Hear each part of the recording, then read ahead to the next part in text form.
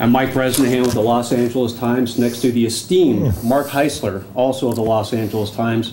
Mark, what was that we just saw tonight? Technical fouls, ejections, anger boiling over. What was your take on what we just saw? Well, that was the Houston Rockets, but that was Ron Artest. And I'd never seen that live. I'd seen it on TV a few times. That was, here he is. He's arguing with the referees.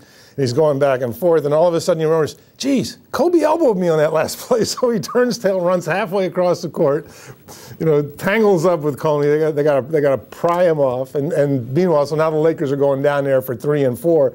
And if you think this was emotional, this is going to be, the Lakers thought they were going to go to Portland 2-3 weeks ago, and they weren't looking forward to it. And this is going to be Portland. We just had a little discussion off camera. I said to Mark, Houston's not that tough of a place to play. He was just there for Game 6 of the Houston-Portland series. It's going to be a pretty tough place to play. It was a pretty tough place to play then, and it will be this weekend, obviously. Well, it's a loud place, and I hadn't been there for a long time. I'd forgotten how loud it was. It's a loud building like the Delta Center or whatever they call it now, Energy Solutions Arena. But they're really into it, and this team is really into it. And you could see by the way they played tonight. They're 15 down the Lakers. Next thing you know, they're 5 up.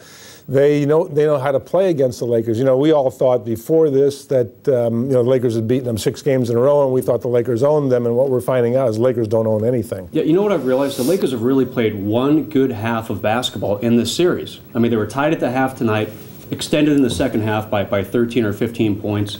First game, obviously, not a great game for the Lakers at all. They've got a lot of things to prove in these next 2 games, emotions aside.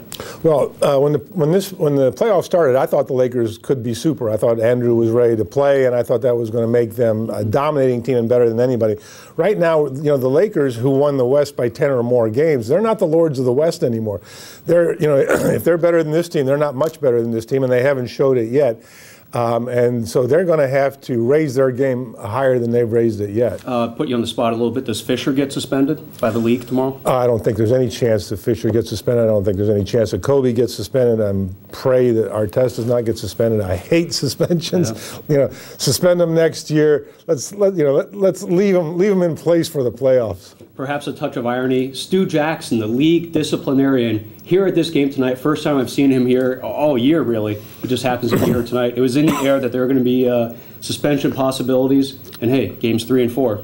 It's going to be interesting. I think Stu was like under his seat going like this. This is not the NBA he wanted to see. Not where amazing happens tonight, I guess.